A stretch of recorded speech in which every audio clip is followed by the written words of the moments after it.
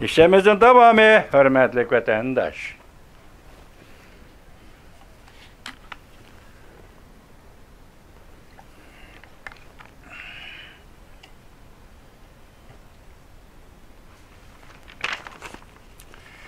Ne dedik? Bugün islaha 2022 yıl 11. ayının 1. günü vatandaşa.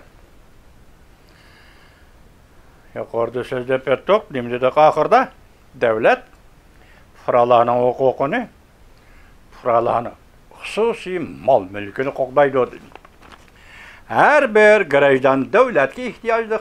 Başta aytdik-ku, tabaqalarga bo'lindi, sinflarga bo'lindi, o'tirdiki ziddiyat, ijtimoiy, siyosiy ziddiyatlarni yoki manfaat munosabatlarida ko'rinib turadigan talash-tortish ziddiyatlarni shaxs o'zining qo'li hal qilish qodir bo'lolmagandir, davlatning kuchiga tayindir. Shundaqda her bir grajdan, her bir odam bir davlatning bo'lishi ehtiyojli bo'ldi. Faylasuf Hegel mundaq ko'rsatdi. Her bir yaxshi tashkillangan davlat ichida kishilar qo'g'dashga va qo'g'dinishga tegishli ekanligini tunib yetadi.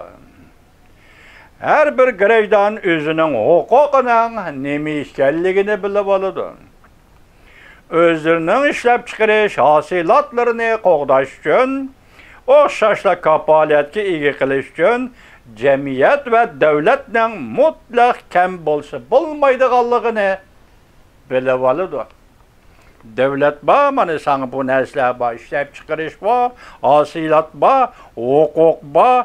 Muşalar faqat sen davlat bilan keladi. Davlat bo'lmasa senda bu narsa bo'lmaydi. Millat ro'y degan nima?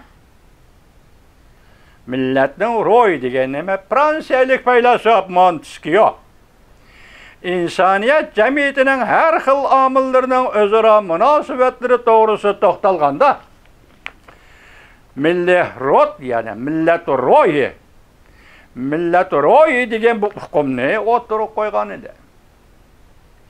Keyin bu hukmni faylasuf Hegel ishlatib, buni nihoyat muhim bir hukmga aylantirdi, ya kategoriyalashgan bir hukmga aylantirdi. Faylasuf Montesquieu mundaq hisoblagandi. Dunyoda mavjud bo'lib turayotgan asosli aqliylik yoki odatda biz buni hozir falsafada o'qiyotimiz, aqliylik ve aqlchilik. Aqliylikning boshqa har qanday mavjudlik bilan bo'lgan munosabati va mavjud bo'lib turgan hodisalarning o'zaro munosabatlariga munosabat bo'ladi. Hodisalar munosabat bo'ladi. Bu munosabat aqlchilik yoki aqliylik munosabat bo'ladi. Hodisalarning o'zimi aqlchilik va aqliylik munosabat bo'ladi. Qonun ve devletin hava kelimati, şu devletin zemin toprakları, bu zemin topraklarının kölümünün çok küçüklüğü, tabii şart şeraitlerine münasebetlik, aqlilik, yani aqlchilik, kişilerin turmuş usuluğu münasebetlik, ahali nüfusunun dini itiqadıga, nüfus ahalisiga, örpü odatlariga va hokazolarga munosabatlik. Nima? Aqlchilik, aqliylik. Biz başta ne dedik? Hem ideyadır devlet, hem aqlning ifodasidir devlet, hem aqlning realligidir devlet dedik vatandaş. Bularni yig'ib kelganda qonunning ro'yiga munosabatlik. Ko'rib olishga bo'ladiki, qonunning ro'yi jumladan coğrafiyalik muhit, nüfus, ahali, örpü adet qatarlıq nurgulluğun amillarga munosabatli. Fransiya faylasuf Montesquieu bu Hegel davrida mundaq hisoblagandi. Her bir millat havo kelimat, diniy e'tiqod, qonun, ma'muriyat prinsiplari, o'lgilar ve örp adetler ve nurgulluğun hadislarının baş kuruşu uçraydı. Demek örf-odat bilen birbirini çeklep durur cemiyeti adamlar. Ahlak bilen birbirini çeklep durdu cemiyeti adamlar.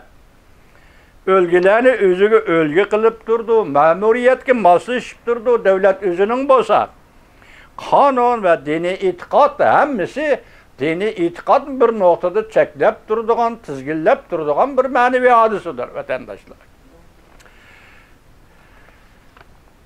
Muşa amillarının özara tesir görüşüşünün neticesi de bir xil ruh hasıl buludu. Yani bu xil ruh millet ruhi dep atılıdı. Muşu münasebetler, muşu bağlanışlar, muşu akılçılık, muşu aklilik, özara tesir görüşüş, bağlanıp duruş, tizgillep duruşlarının hemisi de bir xil ruh peyda buludu. Bu ruh millet ruhidir. Peylasop, Fransiyalik peylasop Montesquieu nime deydi? Kanun turguzguchilarning mas'uliyati siyasi tüzümge xiloflik qilmaslik prinsipleri ichida. Yani devletin siyaseti bo'ladi-ku.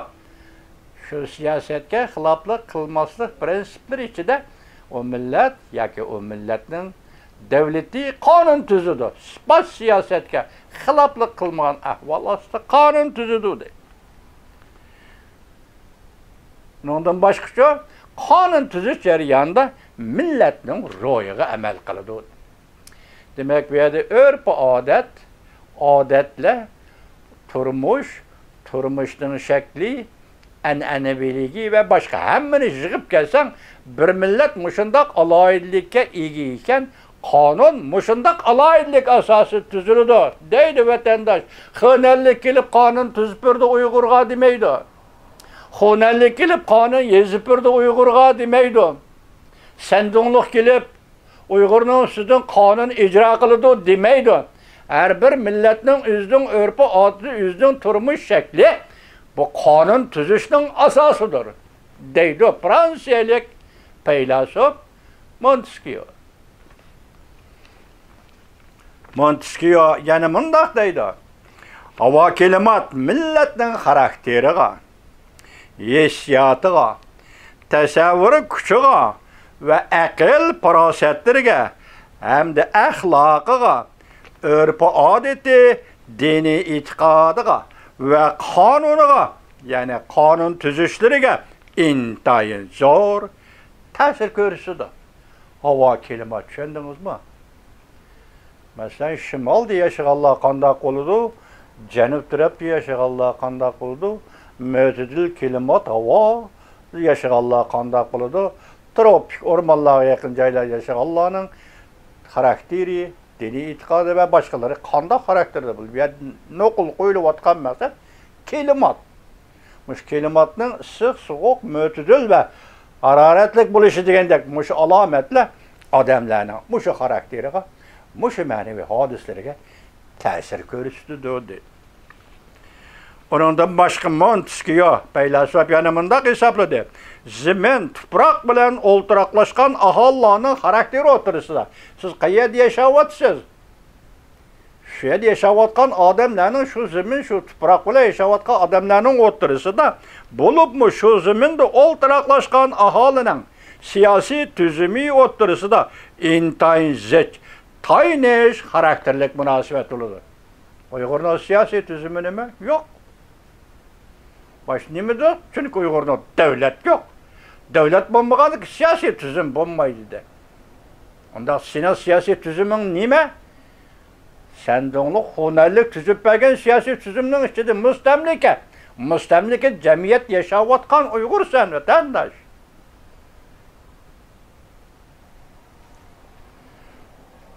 İntayin iş karakterlik münasebet buldu. O mundaq yazdı Montesquieu. Yer qaqshal bo'lsa, bu yerda yashovchilar tirishchan, ishchan bo'ladi. Oddiy, sodda, chidamli, botur va urushga kiralaydigan, urush vaziyatiga moslasha oladigan bo'ladi. Yer tuproqda unum bo'lmasa, u yerda yashashga majbur bo'lgan odamlarning xarakteri mushundaq bo'ldi. Chunki bular bu yerda tirishchanlik bilan ishlash to'g'ri keldi. yer tetir, usulluk bolsa, bu yerde yaşayan adamlar bayaşat boludu, yumşak lekin aciz boludu deydi. Orum boludu deydi. Cenetatlık uruştan korkuduğun boludu deydi. Mantıski yok. Eğer şundak deydi o, Kanunun Ruhi degan kitabıda. Hemmisi Xitay tiliga tercüme kılınan kitaplar. Bir şeyde bak o değil mi vatandaşlar? Hemmisi Xitay tiliga tercüme kılınan kitaplar. Mantıskiyo şundak deydi. Vatandaşlar. Yani bu devlet degen nima deb kelyapmizgo? Devletmi şundak hadise. Yani biz şundak leksiyalar bilan asosda biz devlet to'g'risida bir tushuncha izlab topaylik vatandaşlar. Uygur'un devlet qanday qiladi? Uygur deb devlet kurmagan Uygur yok edi. Efendim, hanım, qo'lingizda bir kitap var, şu kitapni o'qib qo'yingizmi? Uygur degan ism qanday yoziladi? Belki hozir yozolmaysiz. Siz Uygur degan ismni yozib boqmagan. Şuna Uygur yoktu deysiz, Uygur'unu bilmeysiz. Rossiyalik tarixchi kim edi? Bernishtam.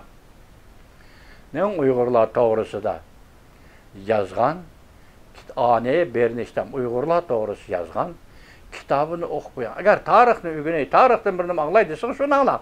Boshqalarni so'zlab yurmang. O undaq deydi, bu bundaq deydi. Quruqga. Çünkü bir yerde bir narsani sizga aytay vatandoshim, İtaliyalik dangdar faylasuf. Hatta Marksizmni inkar qilib, yangi Marksizmni ijod qiladigan darajaga chiqqan odam İtaliyalik faylasuf, tarixshunos, tarix faylasuf Kroch. Barliq tarixdan hammasi hozirgi zaman tarixidir. Yani sen hozir kim? Tarix shu. Tarix nima? Hozir sen kim? Tarix nima qilyapti? Demak, sen hozir nima qilyapsan? Sen hozir nima qilyapsan? Tarix shu ishlar bo'lgani. Kroch shundoq deydi Xitoycha. Yiche, lishi, jivishi, tangdayshi. Şuna onu okuğunu görüp beşimizde kaymak durmay. Hozir sen kim? Ben Uygur. Şundak diye desem azametle orada durursa betende.